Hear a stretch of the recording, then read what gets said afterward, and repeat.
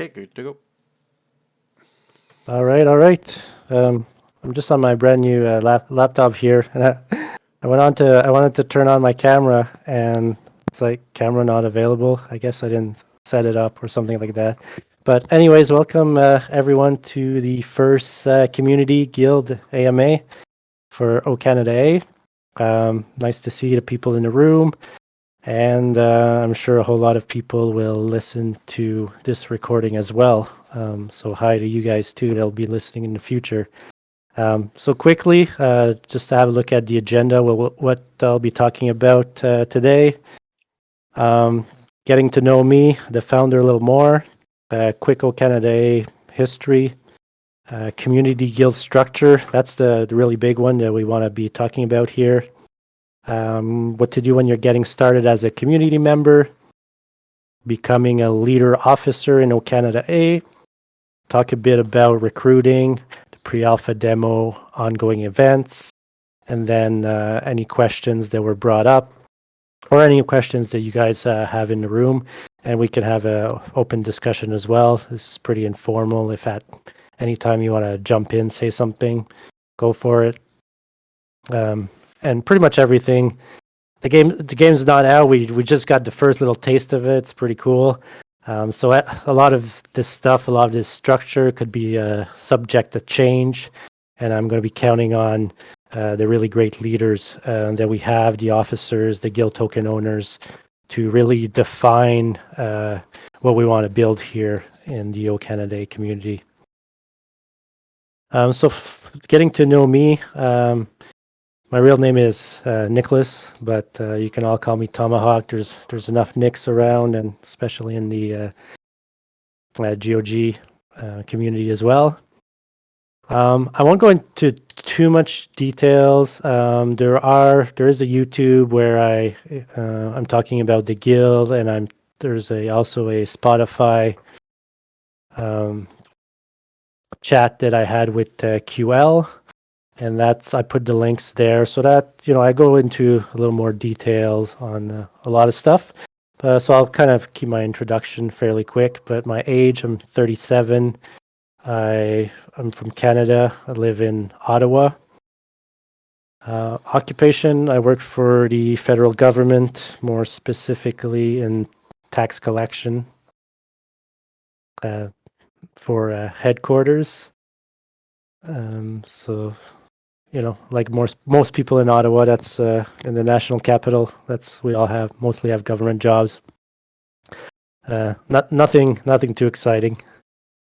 Gaming background. I think a lot of us here and a lot of people in the community, that's what is bringing us here together, is the fact that we've either play games now or we used to play games. For me, I think my childhood growing up was definitely a lot of video games, and same with high school and college. And I'd say lately it's been a lot less in terms of video game. I've been playing more if you want board games, and in terms of video game, maybe more mobile games. And then with my gaming buddies, we get together like 2 weekends a year for a whole weekend of gaming. So that's a lot of fun to catch up.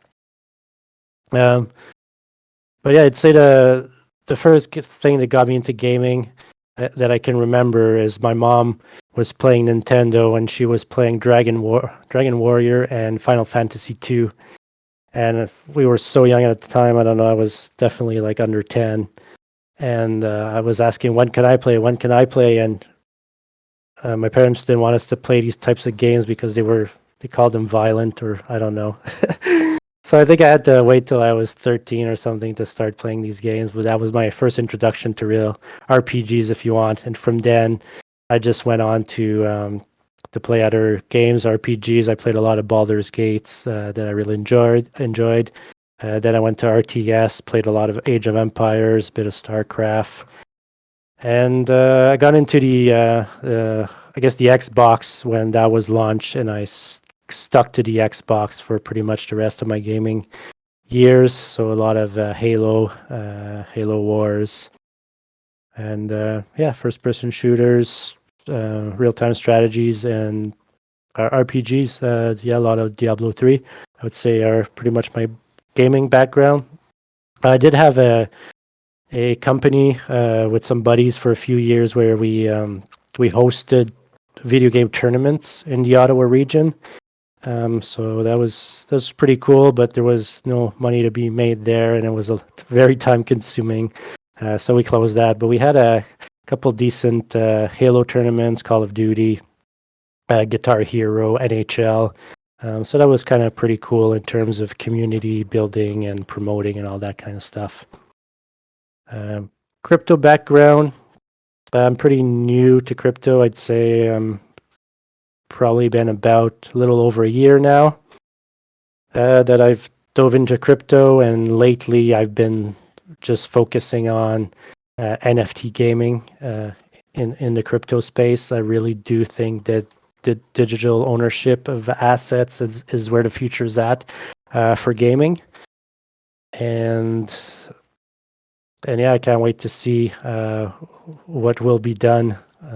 But yeah, invested in a few projects. The main one is GOG, and another big one I'm invested in time and money in is the Sandbox. And then I have the diversifying on the side as well. All right, how did I become involved with GOG? Well, when I did research the blockchain last year, about at this time, I started investing in Bitcoin and Ethereum, not really knowing what blockchain was. Then I actually did, okay, I should probably do a little research if I'm investing my hard-earned money.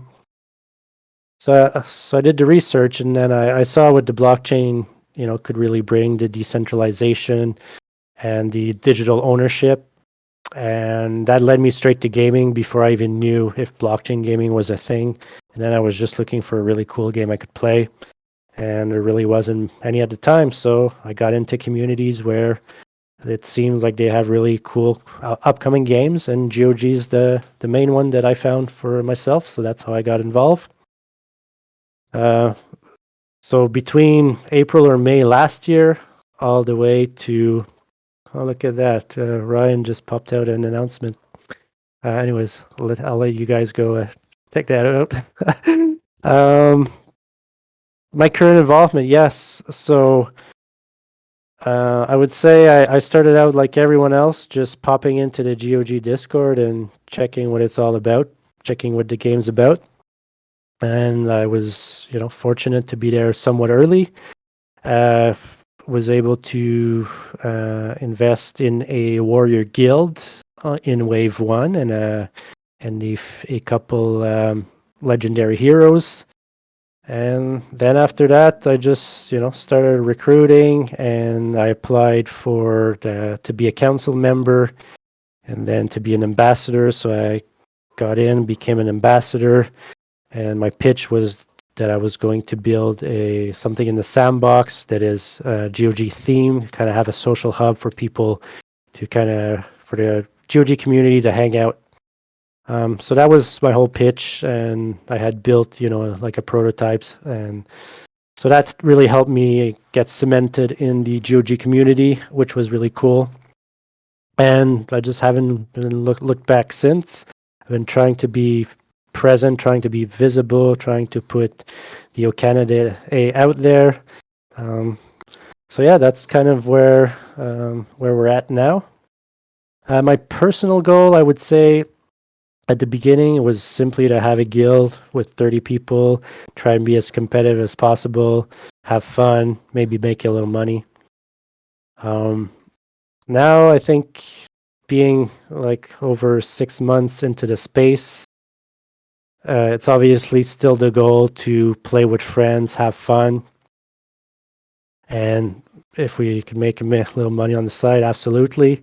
But I think I have a bigger outlook on things now, being an ambassador and really having the conviction in a project. I'm really taking on the same role that GOG has, that they want to disrupt the gaming industry with the digital ownership, with NFT, with the blockchain gaming. And I'm all for that. I've been told my whole life that gaming was a waste of time, and there's finally a possibility that gaming is, is something actually valuable where you can contribute and get something in return and pass that on to someone else or sell it or, do what you want. And all the time that you're putting in is actually, you can call it investment if you want. So I really want to help prove this model works going forward. And I really can't wait to see where it goes. Why I'd be a good candidate for leadership. So these are questions that basically when we have our officer meetings, everyone that comes in kind of introduces themselves and answers those questions. So we have all the officers answering these questions, the ones that have attended meetings, and it's on recording. So at some point, we can put that in writing, or if we have more MAAs like this, maybe have other people from the leadership group kind of talk about themselves. I think it's kind of cool for people in the community. What I bring to the table, I don't know. I just think I have a whole lot of passion. I don't think I'm any more competitive than anyone else when it comes to gaming, but I really like all this, the strategy, the planning in behind it, and getting people together, getting people excited about stuff. I'm probably more of an introvert per se, but when I'm passionate about something, I really put my time into it, and I would love to see this all succeed. Fun fact about myself. A lot of you may know this that are here, but people listening may not. So I have 9 siblings. I'm the second oldest, and another big member of our community is Toneman Sam. So he's my second youngest sibling. So he's my youngest brother. So that's kind of cool to have a family member joining in like that. Hopefully we can get some of the other ones on board too. But I'd say we're the two most that are into gaming. So it's really cool to be building this with family and as well as friends. And I love traveling, and I love beach volleyball. So I would say those pretty much my passions. And I do those 2 things with my girlfriend.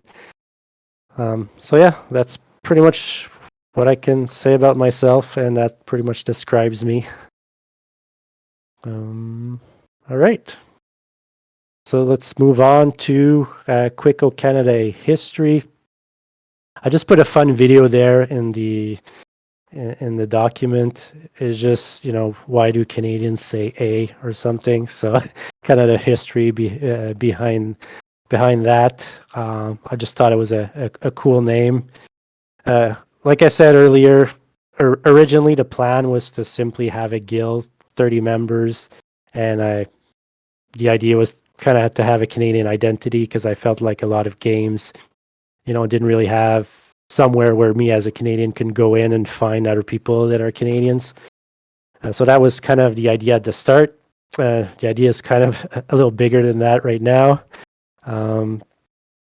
So what I realize is with this kind of crypto gaming and all of this is that there's really people from all over the world that kind of identify to similar values. So it's really not where you're from geographically, but it's pretty much on what type of community you want to be part of. What you have to offer and what you want to get in return. And I just felt like I wanted to build a place where everyone's included. If somebody wants to step up and do something, we're going to encourage them. If anyone needs help, we'll be there to support them as well. I'm super helpful myself. I love helping others, and I just felt like that would be a really cool community to have. And so I guess I kind of started from scratch with some of the founding members, and here we are now, several months later, and over 250 members. So that's pretty cool, and I really love seeing everyone interact in the community. And I'm sure once the official game is out, and once there's leaderboards and everything else, it'll just get better and better. Yeah, so for a little more info on our identity and values, I mean it's in the Discord under about and stuff, and we're probably going to readjust things to make people all over the world feel a little more inclusive. I mean the name has Canada in it, but just want you guys to know you absolutely don't have to be in Canada. Um, just if you identify to the group of people here, if you want to be helpful, supportive, if you want to have fun with friends, we're all for it. And I love traveling. So hopefully, if there's a big pocket of you guys somewhere, for example, in Australia or New Zealand or in the Philippines or whatever, I would love to go over there and have an in real life event. That would be really cool. All right, let's keep going. Obviously, at any point, if you want to jump in, if you have any questions, go for it. But if we keep the pace like this, then hopefully we'll be able to get everything done and get a good recording and get to the fun part, which are the questions. Um, this next part, community guild structure. So this is it's still kind of in the building, but we have a really concrete plan of where we're going and yeah, it's subject to change. But with the group of leaders officer we have, if we have info coming from GOG that they're changing the way they're doing things, that we may have to readjust the way that we're kind of looking at it. That's why nothing is set in stone, but we definitely have a solid plan in the works. So the way I see it is O Canada A is kind of like the community. It's kind of like an umbrella where in O Canada A there'll be multiple guild tokens, so multiple guilds working together. But O Canada A is kind of the community, so anyone's welcome to kind of join in O Canada A. Right now, it's everything's happening mostly in the Discord. We have a Twitter that has some information, but really to be part of the community, it's in the Discord, and we have activities there. We have events, and we have people chatting it up. So yeah, I see O Canada A as being that community. It's going to be led and managed by a group which comprise of the active guild token owners and active volunteer officers. And what this group of leadership will be doing, we'll be tasked with recruiting members for each of the guild tokens, recruiting members to the overall community, promoting the engagement and creating activities for the community, having a presence on social media, helping new members onboard to GOG and to O Canada A. A lot of us members will have to of the officers will have admin tasks. We'll be working with data, content creations. There's a lot of stuff out there that our members have been creating, so that's really cool to see. And then setting up guild structure, rules, parameters, the key performance indicators, expectations, conflict resolution, and guild token management, raids, crafting, and mints. So this is something that O Canada A, the group of leadership and volunteer officers, we can all help with, so that all the guild tokens, all the members have access to the same information, have access to the same tools, and we're all kind of working together to help each other out here. So that's for the community. And now if we talk about the specific guild tokens within O Canada A. So I spoke to most of the guild token owners. There's a few I still have to speak to, and there may be more that add on and whatnot. But the way we're looking at it is that there's really like three categories of players or members within O Canada A. There'll be members that'll want to be super competitive, that'll kind of want to be at the top of the leaderboard, that are going to spend all of their energy every single day, that are really striving to be the best that they can be within the community, within their guild, within the overall GOG community. And yeah, it's a bit like sports. Like some people will want to compete at the highest level and everything. So we'll have these members that are super competitive. And then there's kind of the another tier of players that I would call dedicated. So these are people that love being part of the community, that will be playing every day. Maybe not spending all their energy every day. They might, or they may do the minimum requirements, which is usually, every day there's usually in these types of games daily challenges. So they'd be, spending enough energy to do their daily challenges and interacting with the game, whether that is, joining the raid or donating cubelets to craft items. So these people would be dedicated, but they're not out there to be the best, to really outperform or to spend all their energy. For them, their fun is more being part of the community and being there every day and whatnot. For others, the fun is being super competitive. So we have room for those. We have room for dedicated. And the last tier that I would say would be the casuals. And these are people that, I'll play when they will play when they can. And there's definitely room for them in the O Canada community. They'll have access to all the tools. Just not quite sure how it will look for guild spots for the casual players, because there is some type of expectation when you're in a guild and you're doing raids and you're crafting items. Well, you need people to be joining the raid and you need cubelets and materials to craft. So I'm not sure how this will look if we have guilds in a casual tier. It might be a little hard, but we'll see down the road. But for sure, it'll be up to the guild token owners that join O Canada A. They really decide where they want their guild token assigned to. So that's really you guys, guild token owners. You come into the community and you can decide where you want to assign your guild token owner. Do you want it used at the super competitive level? Do you want it at the dedicated level? Or do you just want to throw it out at the casual level and let whoever join? So that's the guild tokens owner will decide where they want their token assigned. And then we have a system in place to assign people to these guilds so that there's no competition between guild token owners trying to recruit members from the same community. We'll have a really structured system, point-based. I'll go into it a little later.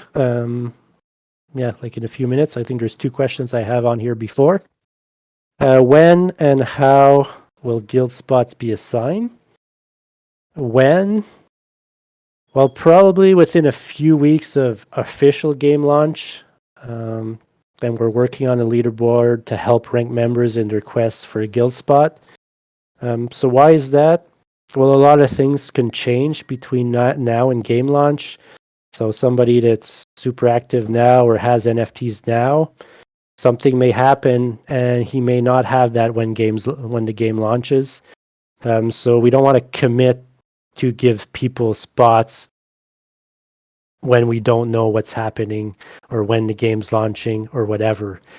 But we are working on having at least a leaderboard so that people will have an idea on where they stand and do they have a good chance at a guild spot or not. So that's when. So yeah, we'll wait within a few weeks. But you'll definitely be, we'll definitely let people know ahead of time of, what we'll be looking at and if there's stuff they need to do or information they need to give us so that we can validate their assets or whatnot. There'll be lots of time and lots of warnings for that. How many guild spots? That could also vary. It depends if we still have the same people with the same guild tokens in our group, or will others come in, or will some leave, or will more guild tokens become available at some point. So yeah, that could all really affect the amount. But I could say right now, from the people that did fill out the spreadsheet, we would have upwards of 300 spots available. And we have, 250 some member in the Discord. And if we look at the people that filled out the spreadsheet, we're looking at about 140 some. So all that to say that if you're invested in the game, whether it is by being active in the community, and if you have NFTs or if you're sticking around and participating and getting yourself a chance to win some of the NFTs, there's probably a good chance that there's a spot for you on the guild. So just keep doing what you're doing, and yeah, if you want to invest and buy a couple heroes, then if you're excited for the game, that's something you can do. But I understand that everyone has their own budget and whatnot. Um, but yeah, I think people that are active and that want to be part of this community and want to really help and contribute to a guild and have stuff to bring, like, we're open and there's lots of spot, and just come and get one. Um, all right. How will spots be assigned? I think that's probably what most people are very interested in, and it's something that we've been pretty open with, but this will officialize it. So it's really a point-based system that's rewarding two things. So it's rewarding active participation in the O Canada community. So basically, members are getting guild spot, are getting points, and we're telling you how many points you're getting for the activities you're doing. So in the Discord, if you go under guild spot activities, you'll have activity 1, 2, 3, 4. It'll tell you exactly how many points you get for doing what. Could be for recruiting people, could be for watching a video, could be for filling out the spreadsheet. Different things like that. Also in community challenges, there's points given there, and maybe in announcements as well. So if you're following the main things that are being announced in O Canada A, you're definitely putting yourself in, getting yourself those guild spots points for being an active member of the community. Number two way to get your name up there in the rankings is to be a GOG NFT hodler. Obviously, we know how much that pays off. Anyone that held even a single little NFT, GOG NFT, now has access to the pre-alpha demo. So it's the same thing. Hold some NFTs, and they're going to be worth points at a later date once we have enough info to evaluate the in-game utility of each NFT and how they will contribute to the guild ranking. So that's why this pre-demo alpha is definitely giving us some indication for some of the NFTs. Obviously, there's not the energy booster, but it would definitely give us an idea of how much that is worth. For the pets, we're not quite sure. But we will be able to get the info of the common heroes versus rare heroes versus hopefully epic heroes. What's the difference between the starting stats and whatnot. So we'll be able to assign points to the people that hold these assets when it'll be to give them a spot in a guild.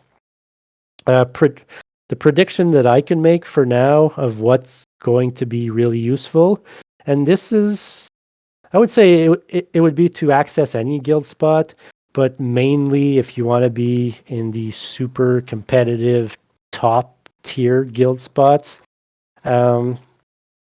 then the energy booster would probably be a must if you want to be way up there.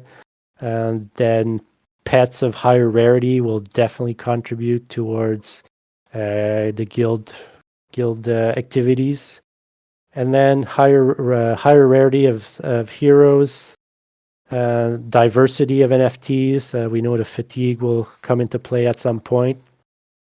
So those are just ideas of what to look for or towards if you want to be competitive when the game launches. And in terms of guild spots, we reserve the right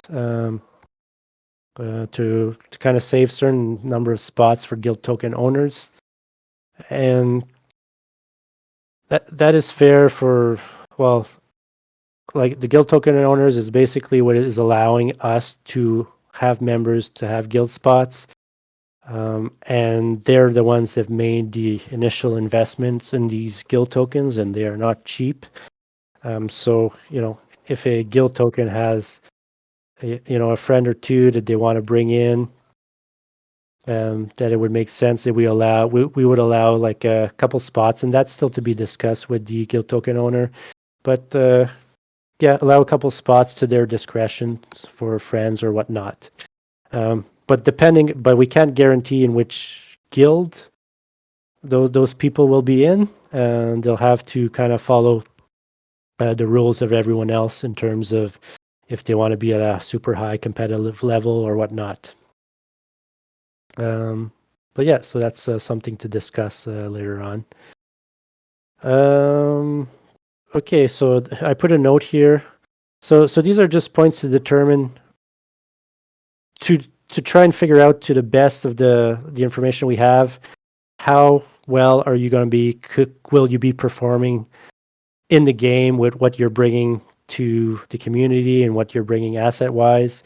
But once the game is officially launched, the pre-ranking no longer matters. You're then going to be evaluated based on your in-game statistics and contribution to the guild, and based on a clear structure and expectations to follow. So it'll be fair for everyone, no special considerations, and we'll definitely have to be using whatever GOG uses to rank the leaderboard kind of thing. So whatever will help O Canada A get up on the leaderboard, well, that may be what we're looking at to kind of rank players in the guilds. What I can add for guilds is in the super competitive tier. Whichever guilds are there, they'll probably be ranked 1, 2, 3, 4, 5, 6, 7, 8. And players in those guilds will be moving. And you'll be moving based on how you perform in game. And it's a bit like any tiers in any competitive sport. I play beach volleyball. So when I play in the summer in a league, there's 10 courts, and each week I'm playing against 2 other teams.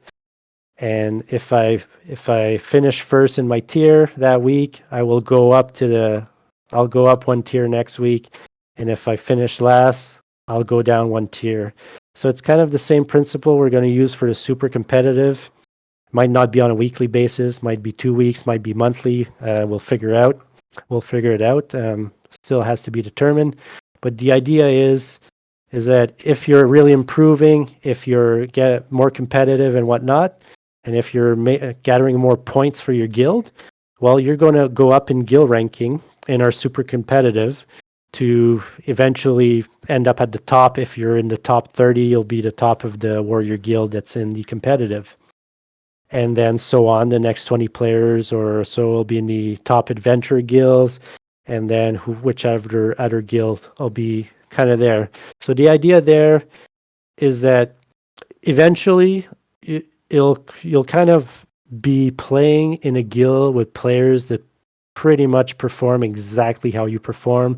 So everyone will be kind of performing the same in each of these tier, and it should all be super competitive. So there may not be a huge difference between the top guild and the 7th guild or whatever. But yeah, that's the idea that we have for now for the super competitive. It may change if the parameters for GOG won't allow us to do stuff like that, but we will definitely, that's what we have so far. For the dedicated tier, the idea we have for that is more to kind of have people based on time zones and based on group of friends. So group of friends could be together in the same guild in the dedicated tier, and we could assign people based on time zones as well in those tiers. And as long as they're following the expectations, doing their minimum requirements and contributing to the crafting and what's on, well, then they would kind of grow with that dedicated tier of guild. And it'll be kind of interesting to see how far off the dedicated tier is really performance-wise from the super competitive. I'm kind of interested in knowing that, because I would think that myself as a player, I probably see myself a little more in the dedicated tier. But the NFTs I have, I'll probably start in the super competitive to see how well I can do there. But yeah, um, so those are pretty much the tiers that we have. So that's on recording for everyone to hear. I can take a pause here, and if there's anyone that has any questions regarding that, because there's a lot that we can still build off of that, and it's like I say, is subject to change. But I'll take a quick pause to have a bit of water and see if anyone wants to chime in to add something to this, to the guild tiers, or if you guys have any questions on the guild structure.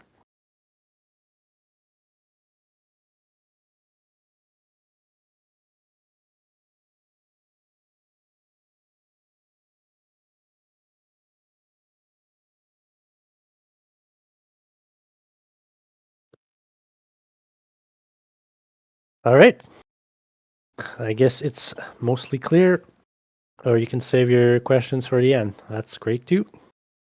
All right. So getting started as a community member, very easy. Again, this is mainly for the people that'll probably be listening to this recording. We have a channel in our Discord, Getting Started. We'll probably keep improving it, but everything should be in there. It directs you to the rules, to about the O Canada A Guild, and then everything else that we have going on and where to start. And obviously, any questions that people have, they can ask in general, and our helpful community members will be there to assist everyone. So yeah, if you're coming in to O Canada A, we're just trying to be as active as we can. Ways to be active, you could, if you're someone that loves chatting around, you can chat it up in Discord. We have different channels for different things. If you want to talk about other projects, we have a channel for that. The pre-alpha, we had discussions, we have a channel for that. If not, just in general, just chat about pretty much anything. Yeah, there's many ways to contribute to the community. Whatever way you think that you're capable of bringing something to this community, go for it. Some people are drawing some GOG stuff and posting it. Other people are posting memes or pictures. So yeah, anyway, just to make it a more fun, inclusive place. We're all for it. And completing activities and challenges, that's super important. And even for people that are a little less active, I know that myself in most Discords that I join, I'm not that active. But I try and stay up to date on the announcements, whatever challenge is going on that I can participate in, and whatever in our case, what is super important is the guild spot activity points. If you actually want to spot on a guild, because that's where you'll get the most complete experience of GOG once it's out, and the earning potential. So yeah, that's super important for the O Canada A Guild. And the first thing that I have there is to fill out the O Canada A members info and NFT count. So that's where you put a bit of info and the NFTs, the GOG NFTs you hold. And pretty much we'll be using that spreadsheet and validating in the wallets and elsewheres when the time comes. But if your name is not on that members on that sheet, and that sheet is in the Guild Spot activities channel, it's the number one activity there.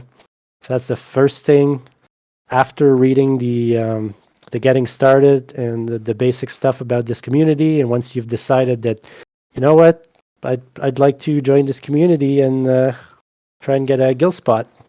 Well, that's how you start getting one. You put your name on that sheet. So right now I know there's only about 140 some names there that people put their info. Thank you very much, the ones you have. if you're in the Discord, if you're one of those 100 people that are in the Discord but not on that sheet, if you're not on that sheet, you do not get a guild spot. So there's lots of time between now and when we'll be assigning the guild spots, and there'll be lots of memos, notices, warnings, whatever you want to call them, chances, opportunities. But at the end of the day, your name has to be there and your info has to be there. And if you have any NFTs, they would have to be there as well. So super, super important. Becoming a leader officer of O Canada A. The way I see this is this community could grow as big as we want it to grow. I kind of see, Guild of Guardians, what their objective is to really disrupt the gaming disrupting the gaming industry, and they are thinking, or they are aiming to have 50 to 100 million players within a year or two of launch, and that's really what they're aiming for. So as an ambassador, and a lot of people here are have the conviction, are invested in the game, and we kind of if that happens, then everyone that's here at the beginning, we're all going to be winners in the space. So as a part of the bigger Guild of Guardians community, O Canada A, I feel that we can do our part to kind of help GOG reach that goal.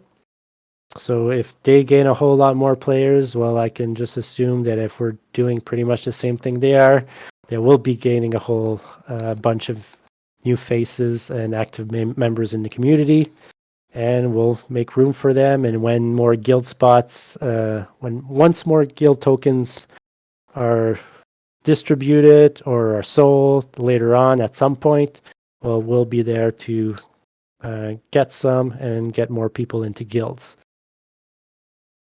Anyone can apply to be a leader, officer. Everyone has something to bring to the table. Being a leader is simply, helping the guy on your left, helping the guy on your right. If you're capable of helping and supporting the people around you, you're already a leader. If you're able to contribute anything, it could be your passion, it could be, just time. It's people that want to go above and beyond just playing the game. It's people that want to help others, and people that have time to put towards building stuff to help our community. So if you're not an officer or leader yet and you're interested in it, definitely DM me, Tomahawk, if you're interested, and I'll just have a quick chat with you and see how you see yourself fitting in. And then, you can start joining the officer meetings and start bringing in ideas and everything. And one thing right now, officer roles. So officer roles right now, we're just pretty much having we have a channel dedicated, and we are having monthly meetings, I would say. But we will be starting very soon to drill down on specific roles for specific members based on what people want to do. So if you know right off the bat that you're really good at recruiting, then we can put you in that role. Or if you're someone that loves, the guild management of crafting or raiding and that stuff, we can assign you in that role. And there's a lot of admin roles if you're someone that likes to work with spreadsheets or just help out, but don't have a specific skill you're bringing to the table. Well, we'll have a lot of people will need help with administrating and just collecting data and that kind of stuff. All right. So that's for becoming a leader. Recruiting, always recruiting. It's ongoing. Discord, Twitter from our community members. So I think as the game attracts more attention, I think the members here have done a really, really good job in being out there whether it's creating content, whether it's doing different things, whether it's podcasts, whether it's community events. I know I've tried my hardest to get the O Canada A name out there, and I think we're one of the main communities that are recruiting in Guild of Guardians. So I think we're gaining a lot of attention. So let's just keep that going.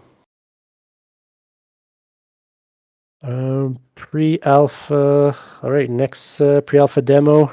Yeah, I really love the discussion, screenshots, strategy.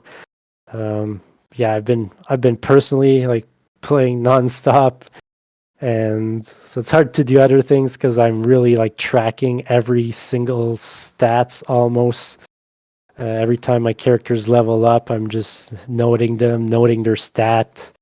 So every single run I do, it's kind of taking me like 5 minutes to write down the info, and then takes me like 2 minutes to do my runs. Or actually now in the higher levels, it's taking me like 15 minutes to do my runs because I'm just taking a break and letting my whole team fully heal up until the next room.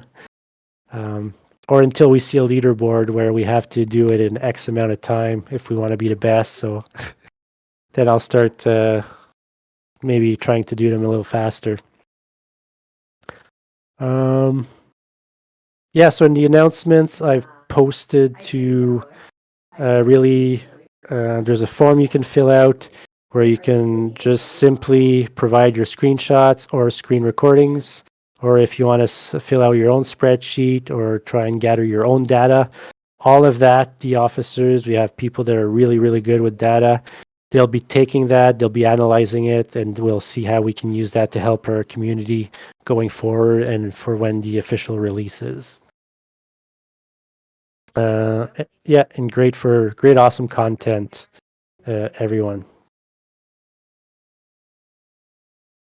So sorry for if you can hear my girlfriend in the background. We have a really small condo, so there's not too much room. She's just on the phone right now. All right, we're almost at the questions. Ongoing events, just to let you know what's going on right now. So backstory challenge number 2. I know the people that participated are really waiting for the results. So am I. So it is ongoing. It's not stalled. I do have some of the results in. I think we have anywhere between 5 or 7 people that have been judging these. So I'm waiting results in from 1 or 2 of the judges so far. And if it works out, one of the judges that I'm awaiting info on is actually Kalia, the social media and content manager for Guild of Guardians. So she's the one posting on the GoG Twitter and doing a whole bunch of stuff. So it's really cool to have her kind of judge and read our backstories, to have somebody on, at the head of the GoG team reading them. So I thought that was really, really cool to have her kind of accept that challenge to read and to rate your backstories. So time frame for that, hoping in the next few weeks, I would say. But don't worry, haven't forgot about it. And we have a challenge going on right now. Challenge is super easy. It's basically just giving event suggestions for O Canada A. It's going on till the end of the month. So that one's in community challenge number 4, number 3. So yeah, there's a thread that should be in that channel. So please, you have 4 days left to add suggestions. I may leave it open after that because we'll always need suggestions for events. But the idea for that is to have always something to do in this community. So if we can always have a challenge, like a monthly challenge going on where people can come in, participate, and then at the end of the challenge, there'll be, prizes or guild spot points awarded. I think that's really fun for the people.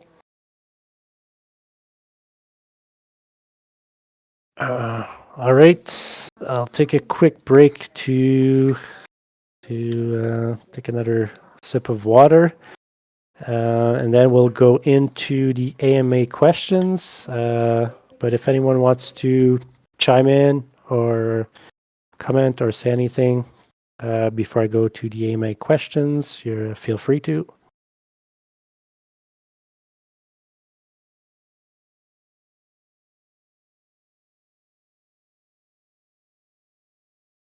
I just read that the blue and green orbs that drop in the dungeons are health and mana. I had no idea. Yeah, they are pretty helpful. Yeah. Actually, but I don't think your squad necessarily goes for them, which is kind of cool because if you have one of your characters that's low on either or, you can kind of. It's hard, but I guess you could technically swap to them and then go get the orbs. But yeah, I've definitely been picking up those orbs, and at first I also didn't quite know what it was, but then I kind of figured out. I saw my mana and health going up, so I was like, "Oh, that's cool." I mean, if it was GOG tokens, it would be even better, but maybe in the future. All right, AMA The bonus question. level. Yeah. Easter egg bonus level. All right, from what's good? Exactly how many guild spots are there for those trying to join? I touched on a bit earlier.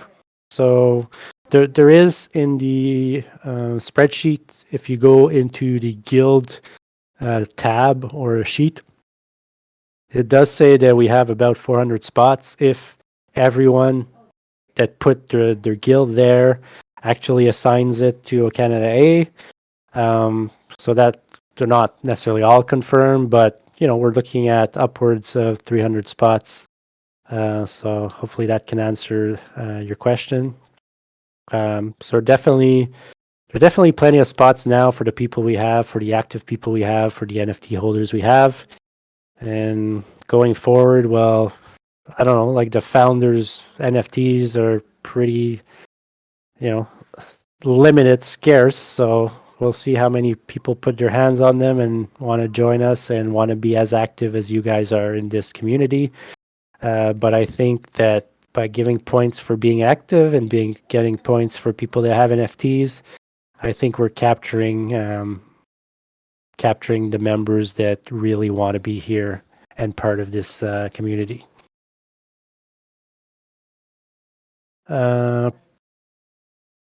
Perfect me.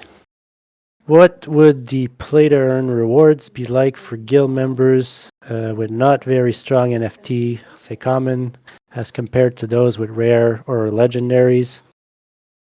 Um, well, I mean, there's a lot of unanswered questions from the GOG team, but what we do know is there will be different ways to earn in GOG. The biggest earning potential will be by being part of a guild. So by being part of a guild, that means that you can contribute your cubelets or your materials to crafting. And when your guild crafts an item, that goes to the market. Once it's sold, everyone that contributed these cubelets to the item gets a cut.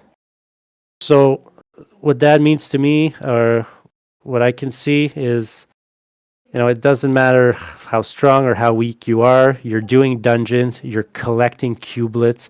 Some of these cubelets will be needed for crafting. You'll be able to donate those to your guild. So doesn't matter if you have commons or legendaries, you can donate that way. You can get a cut. You may get a smaller cut because you're not collecting as much, but you will get a cut. You can probably participate in a raid with your common characters as well. You'll need 16 members to participate in a raid. And for example, in an adventure guild, there are only 20 spots. So every guild, every raid, there'll be 16 people contributing. So I'm pretty sure you'll be able to contribute the best hero you have, whatever that hero is. So that's another way to collect stuff from whatever is gathered from the raid. Doing dungeons, I'm assuming doing daily challenges, whatever. There'll be some form of GOG tokens that'll be given to the community. They have said that a big pool of tokens are for the players playing the game, so there'll be mechanisms for them to to gain GOG tokens that way, no matter what type of heroes you have. So yeah, and then I think everyone that's played the pre-alpha demo can see that we all started out off free to play with a single GOG common character.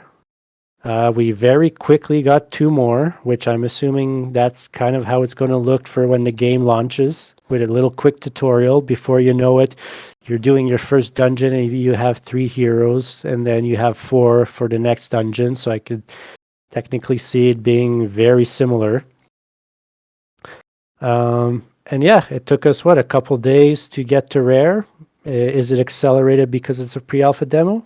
Maybe, maybe not. Who knows? But I could see it as, being somewhat not too hard to go from a common to a rare, to merging your commons to get a rare. And then it'll take a little longer to merge your rares to get an epic to get a legendary. So I see people that have Founders NFTs as having a good head start, but down the road it will really be it will come to consistency. People that consistently play the game every day, play their energy, those are the people that in the long run, those are the people that will be earning and performing more, if you ask me. So yeah, I see people starting off free to play. Somewhere down the road, they'll be capable of reaching those other players. We saw that there is strategy involved in the game. There is some skill involved. Well, there has to be. I mean, somebody finishing the Brimstone 12 level in 2 minutes and something with the same characters I have, and it takes me 15 minutes. There's definitely a skill element involved that I have to get better at. But yeah, plenty of earning potential. It's not like other games where you need to have bought a character to earn, and the free-to-play players don't earn. I don't see it that way. I see it like everyone will have a chance to earn. It may not be life-changing money. I have a feeling they're going to take a similar approach to Gods Unchained, in the sense that they actually reward the players. Yeah. And obviously an RPG is a game where you're very much encouraged to take your earnings and to reinvest in the game to get stronger, to get better rewards. And Dr. J, next question. Interested to know if there's a plan, thoughts for guild members and might be more casual players. Is there a way they can still contribute to overall guild goals, crafting, etc.? Yeah, so like I said earlier, the guild token owner will decide where he wants his guild assigned. I'm assuming guild token owners will probably want their guild assigned to either super competitive or dedicated, to make sure that people are crafting, raiding, and utilizing the functions of a guild. So I have a little hard time to see that on a team of 20 casual players. How are they going to craft? How are they going to raid? Might be a little hard. That being said, who knows down the road what's going to be possible?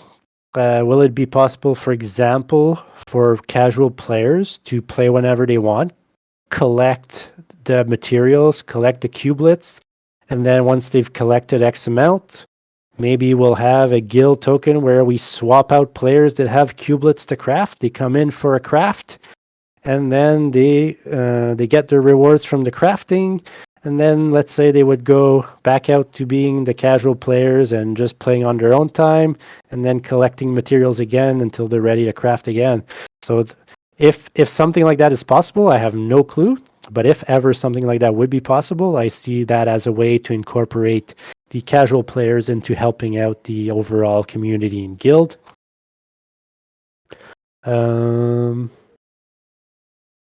Tomahawk, this is Gecko. That space is something I'm certainly interested in. Something between casual and dedicated. Some effort towards artistic contributions, content, as well as analytics. So if there's a way to figure out how that works, that's certainly something as a guild owner I'd be interested in doing. Yeah, for sure. Trying to figure out, and like you just mentioned, any type of contribution, like content creation and all of that stuff, is very much welcome. And I see those people as being part of our leadership officer group. So any decisions that'll be taken will be taken, with all these officer and leadership group or people that are contributing, creating content. So I think there's definitely space for that. And yeah, and down the road, once we collect more guild tokens, once I'm assuming they're gonna offer lesser guild tokens or something that'll be a lot more affordable. So even if we grabbed a few of those for the community and we assigned them for casual players, then I think that would be fun for the people that kind of identify themselves there, that don't have the dedicated time necessarily to play every day, or to be capable of helping out a more dedicated or super competitive tier. So as a community, it's really something that we'd want to look into. I think with the scarcity of guild tokens right now, we're going to concentrate more on the super competitive and the dedicated. But going forward, we definitely want to have these casual players be able to experience everything that Guild of Guardians has to offer. All right, Reem, is the GOG Sandbox Shield will be the item with game bonuses? When will it be distributed? So Reem is talking about the last GOG Sandbox Faction Challenge event, which was kind of brought into the GOG community by myself and by a team of very super helpful people. And what one of the rewards for participating was that everyone that participated would get at a later date a Sandbox Shield, which the G emblem on it. So basically an NFT, a shield that they can use in the sandbox. So strictly to use in the sandbox, but to kind of, show off that they're one of the 500 and some people that participated in this event. So with that, we don't have a set date. What I can say is we're waiting on different things. So right now, the creators in the sandbox, we're waiting for more options to be available to us. So one of the things we're waiting on is the minting process, and we're waiting on the capability of adding gems and catalysts to these NFTs. So that's what Reem is talking about, game bonuses. So once they unlock this for the creators, we'll be able to make these shields of different rarity, which is our gold. Because we have different rarity of shields that will be kind of raffling off, and there'll be a 1-of-1 mythic. So that one, we want it to have more bonuses than the other ones. So we're waiting for that feature to be unlocked for creators. And I think all of this is being held back by the transition of the sandbox from Ethereum network to the Polygon network, to the Matic network, where the gas fees will be a lot less and the minting fees will be way less. So we'll be able to mint these shields with minimal fees.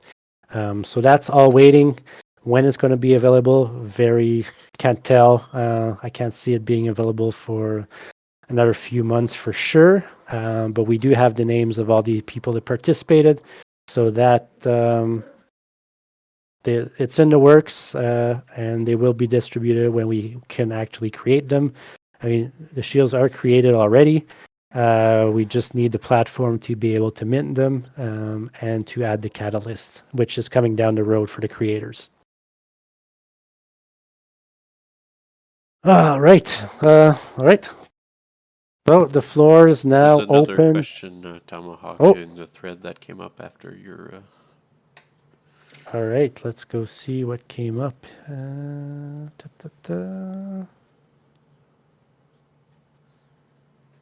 Okay, how does it work for folks bringing a guild token? Oh yeah, I didn't touch.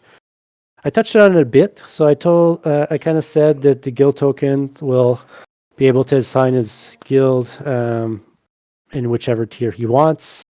He'll also be possibly able to bring a couple friends with him. But also what I've discussed with guild token owners is that the idea is to have a guild, a community treasury. So O Canada A, as the group of officers leading and leaders, we're kind of taking care of what is the recruiting, the onboarding, and a lot of the community-based stuff, events, and all of that. So for the guild, the people coming in with a guild token, we would, for example, I would say we can call it charge a small fee, but really, so the guild tokens owners, what they receive is a 1% cut of whatever they craft from their guild token. For the warriors, it's a bit more. But for example, there's no fixed numbers. But from that, let's say 1%, these guild tokens would kind of take a 10% of that and contribute it to the guild treasury. And in this treasury, we would kind of gather up whatever funds are in there.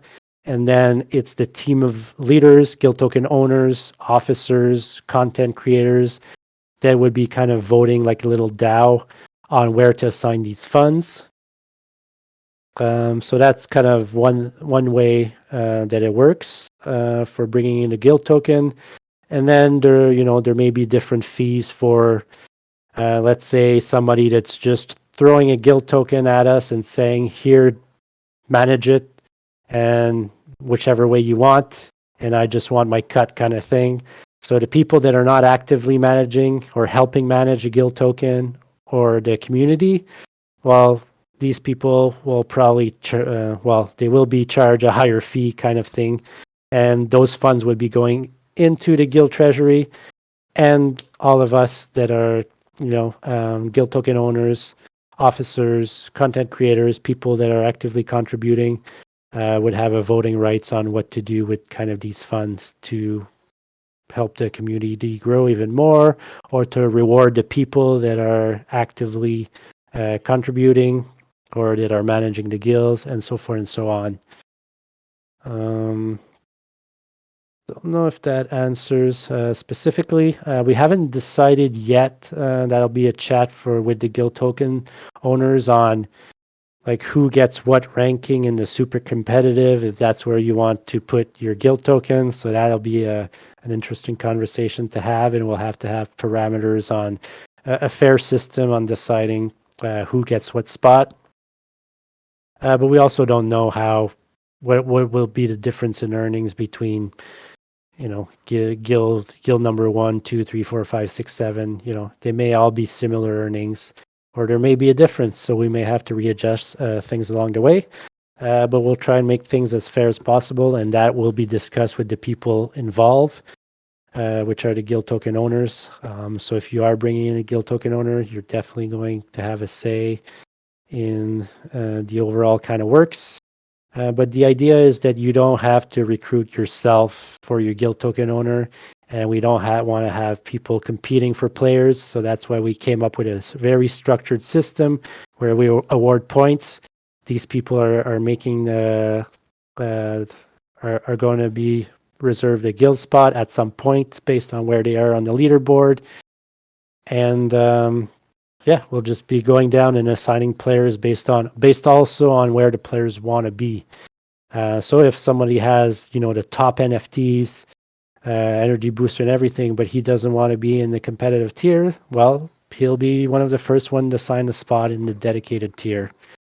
And somebody that may just have rare NFTs, but that has been very active in the Discord and whatever. Maybe he's been recruiting and he racked up a lot of activity spots. Well, he may have a little higher spot on the super competitive side. But then once the game starts, free for all. So after a month or so, we'll decide when we look at the rankings and when we reshuffle or when we readjust, so that we have our top players in the top number one guild. And the idea is to really have our name out there competing with these guilds that are backed by VC fundings, that are huge companies, YGG, Kratos. There's businesses behind these guilds, and they want to make money, and they want to be at the top. I see us as being a community that can hopefully rival with these players, but being small enough that everyone kind of is able to bring in something and have their say, and just kind of all have fun together and make it more about the fun, the community, being active, than about necessarily just making money. I think for me, it's more about the digital asset ownership that really, really excites me. And I kind of want to kind of prove this with disrupting the gaming industry and seeing where it goes. So that's what I'm really excited about.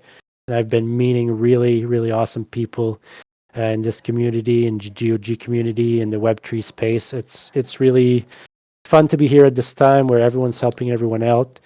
And I just can't wait to see where this goes in the future. And super, super, super happy to be building with everyone here. A lot of you have been contributing so much. Yeah. I won't say any names because I'm going to miss some, but I'm really, really thankful for all of you that are helping build this. And if you have any ideas and you want to step up in leadership role, and you want to build a section or have an idea and you want to run with it, we're all for it. I founded this, but the idea is for it to be managed by a group, by a council. I don't like taking decisions on my own. I want decisions to be taken for the good of our members, and I just want to see everyone succeed, and I want to help everyone succeed as much as possible. So that's what I have for what I can bring to those questions. So the floor is open for additional questions, comments. This is your time, people that are here, to bring up questions, comments. The floor is yours.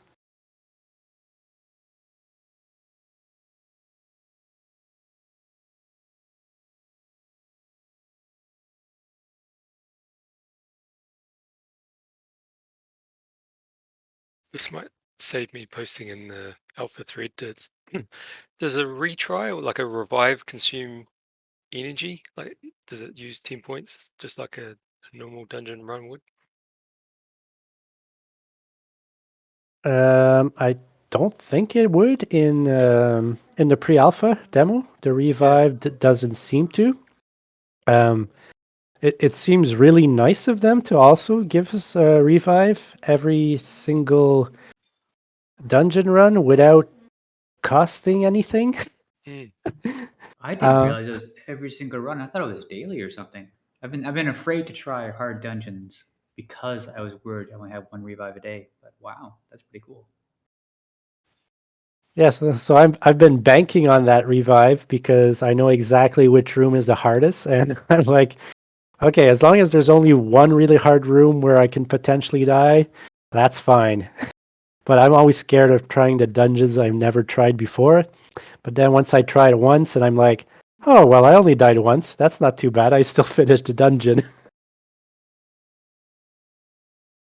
So yeah, that's one definitely a tip for the pre-alpha demo is, go in, try the dungeons, and you do get a revive. So don't be afraid. And yeah, I'm very happy that I was able to complete Brimstone 12 a little earlier today. I was also lucky on my rare summons. I got Rowan first, then I got Morax, and then I got Tomo. So I think Rowan is definitely key in terms of a healer. I think the strongest character that we've seen so far is Morax. He's an absolute tank. He's a beast. He heals himself. He kills everything around him. Yeah, and Tomo, I haven't had her level up high enough to really see what she can do. But I've noticed that every time she levels up, her armor goes up, which is the only character that I've seen doing that so far. So I could see her as being quite powerful. But that's only quickly what I've gathered. So is Brimstone 12 the last level we can do for like this alpha? I haven't seen anybody mention anything after that. Based on the handbook, that's the 2 worlds they had open. So Okay, so that like tier 2, tier 3 stuff, that's not accessible either? we don't know. I don't think there was any mention of that. So I have no clue. I guess we'll have to wait and see what comes out announcement wise. I feel like there's still like a whole week left between now and the end of the pre-alpha. So it'd be cool if they would unlock something else. But I guess we'll see. I have no info on it. Based on what I see, it was these 2 worlds. But yeah, I guess I'll just be farming Brimstone 12 to hopefully merge the rares to epic. I haven't seen anyone do it yet. I don't know if it's doable, but that would be cool. That would throw in another element to try and test out some epics. Yeah, I'm pretty sure they said that you were going to be able to put together the rares. I just haven't seen anybody do it either, but I'm pretty sure you can. Yeah, you can apparently merge all the way up to legendary. Nice. That's going to be awesome. So definitely someone's going to get that soon. I can't wait till someone gets an epic. Yeah, and I could see them kind of rewarding those people that kind of go all the way there. I think they said it was a bonus reward play or something pool. So yeah, I don't know if they put out the leaderboard yet, if that was what the announcement was about. Later today, apparently. Okay, so definitely once the leaderboard is out there, I think we're all going to be excited to see. And who knows, maybe whatever GOG tokens they're giving out for this pre-alpha will be based on that ranking. So we'll have something to kind of go by, and then we'll be able to help the community even more for people that kind of wants to improve on the leaderboard. I wouldn't be surprised with the time left, a week, if they're going to have a leaderboard for the fastest dungeon runs. So if you finish, maybe you want to go back in and try to improve your time. Yeah, I think that's a really good point because I mean it's pretty easy. I'm taking like 12 minutes to do a run just with the healing, but I think I hope they do that. I hope they do quickest runs because that makes it a lot more challenging. Hello. Hi, guys. Can Hey. you hear me? We can hear you.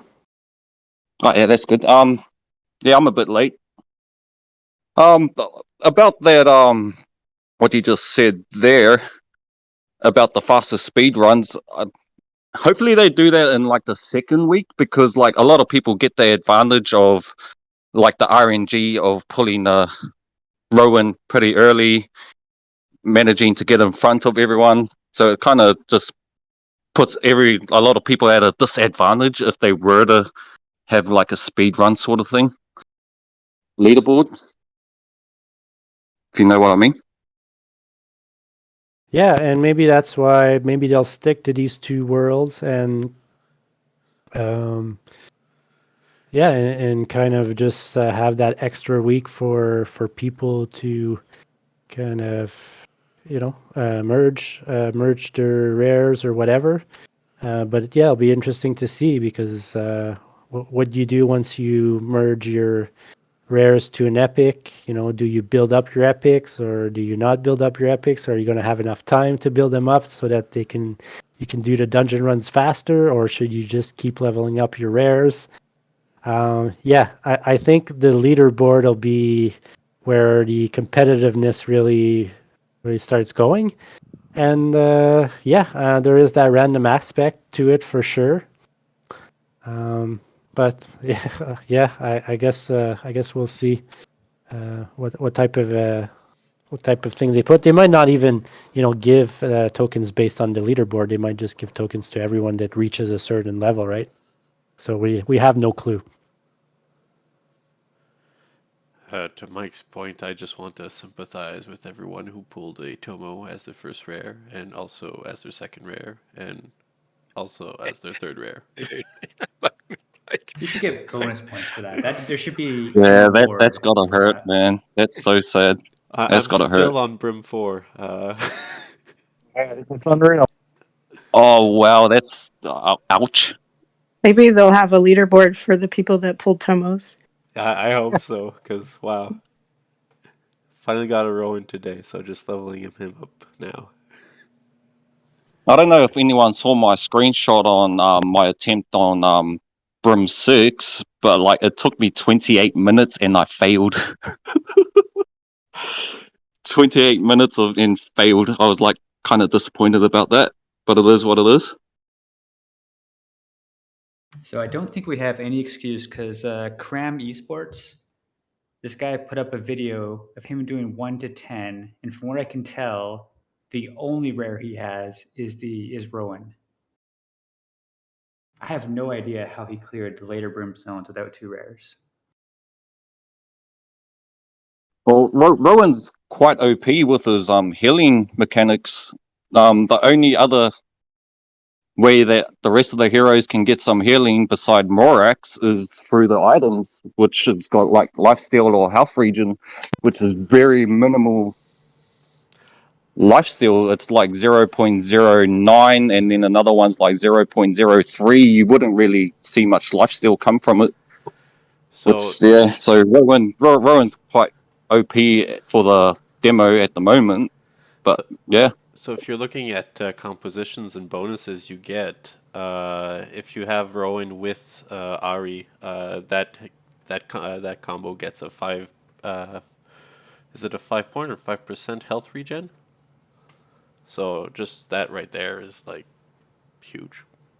You told me that just too late. I got rid of my Ari. I think it's the Earth synergy. Yeah, there's an I Earth think the Earth synergy. Yeah, that's the one. gives off 5% healing, so that's another advantage there. Like a lot of people don't have to wait in the cleared out room for so long to regain their health back. Which is why I spent 28 minutes in Brim 6. Can someone tell me how the synergies work? Are they automatic or is it just kind of character composition? It's character composition, but at the moment, like my squad, I've got 2 lights and 2 fires, but they don't synergize with each other. And when I had my earlier squad, I only had 2, I think it was 2 lights, and that activated the synergy with a third person that wasn't a light hero. So I don't know exactly how it works. Pretty sure it shows on your squad. Like when you look at the squad, it'll show synergies. Like it'll say if there are some. So no, if it doesn't say you have any, then I don't think you have any. But I can't remember exactly where it is. I'm pretty sure I've seen it though, like synergies, and it's like listed. When you tap the squad button, it's over on the far right, and I found like with the beginner synergy, I had to tap that to activate it. Otherwise, it just had some placeholder like lorem ipsum text on the left. Oh goodness, I didn't know you had to activate it. I don't think you have to activate it, do you? Because you can just select it just to see what that bonus is, I think. Yeah, that might I just be a kinda had UI a thing, but when you tap it, it shows up on the left. I Yeah, don't know yeah, if that yeah. activates. Oh, all right.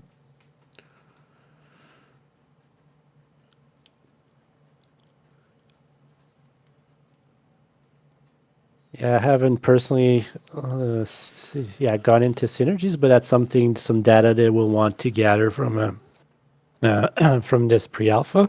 But yeah, it did seem weird that the Earth had a synergy, or maybe it was because it was Earth and Glade had a synergy, but then the two, if you had two fires, well, they didn't synergize, and I haven't played with two light characters, so I don't know, but I know I was hoping that the two fires, Morax and Quitar, I think her name is. I was hoping that they would have a fire synergy, but they didn't. So the only synergies I've experienced was the beginner one and the I guess the Earth one.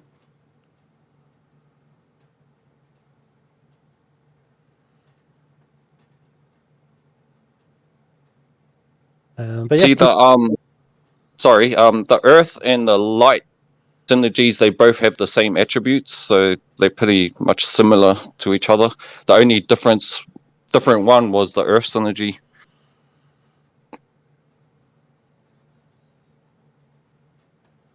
yeah, so I guess the info that we could gather is that synergies will probably be possible by only having two characters that have a synergy. I don't know if you add a third or a fourth, does it increase the bonus? I don't know.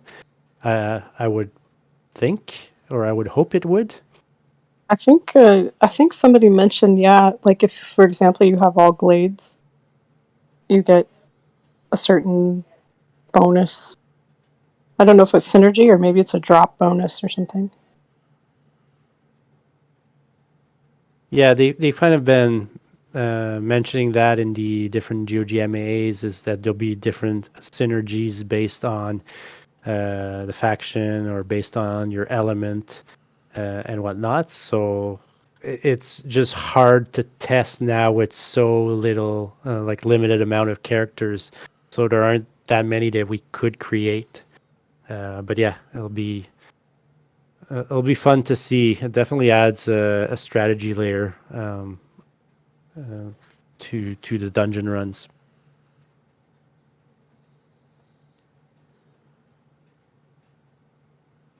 Any other questions, comments? Yeah. Did anyone else come across a bug where you'll clear out a room but you're still being attacked?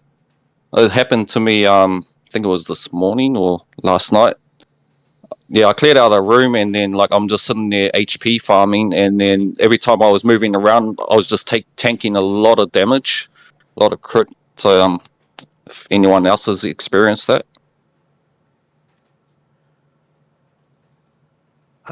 It happened to me once. Yeah, I was also like, what the hell's going on? I thought that it's because I went, because where I was, it was a place where if I went further, it actually activated monsters. So I thought that I activated the monsters and they were attacking me, but I just couldn't see them. But I don't know. It's weird. I guess we'll just provide that feedback maybe in the Discord that they have set up for that. I'm sure other people have as well. So there was a video. There was a video of it that someone had recorded that I posted in our pre-alpha channel today. You can just see their HP just get tanked as they move around, and there are no enemies present. So they asked, I guess, whether it was environmental or something else, but it seems like a glitch. I thought at the beginning I was like, oh no, they're not letting us just regenerate our HP for 5 minutes anymore. They're now attacking us when we're idle. I'm like, That's no. exactly what I thought too. I'm like, no, they nerfed it. Yeah.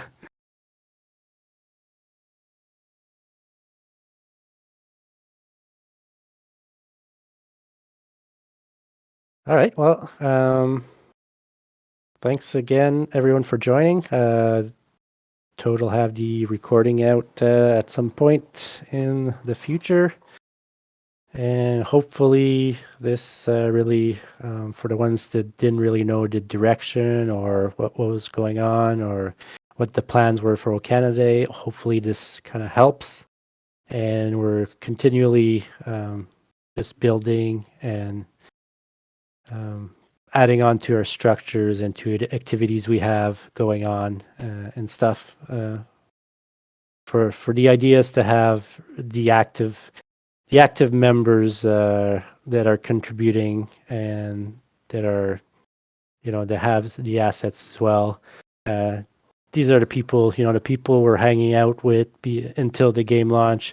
Well, these are the people that we want to be playing with, people that, that we know we'll be able to count on and stuff. So I can't wait for that official launch where everyone gets to play and where we get to earn a little and when we get to actually play with our NFTs and we don't have to wait for Rowan. You can just go out and buy Rowan. His price probably double. I haven't checked. But yeah. So thanks a lot, everyone. If any of you guys want to stay in here, keep chatting or ask questions off the recording, you're more than welcome to. I'll just stay in the room in case anyone wants to chatter, but thanks a lot. So yeah, Toad, you can close off the recording. Happy to have everyone here.